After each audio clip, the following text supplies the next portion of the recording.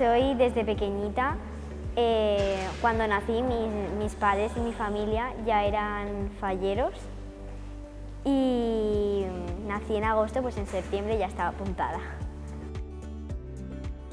Mi indumentarista es mi abuela.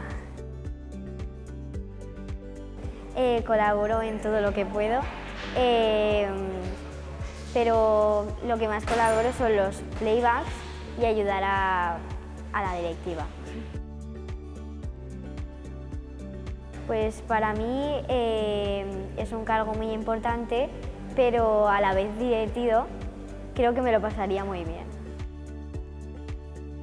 Bueno, pues le doy las gracias a toda mi comisión, por supuesto a mi familia y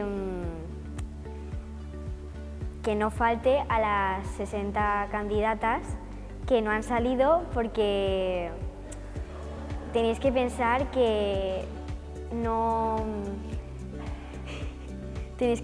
que hemos estado juntas en todo momento y que hemos estado en la Fonteta.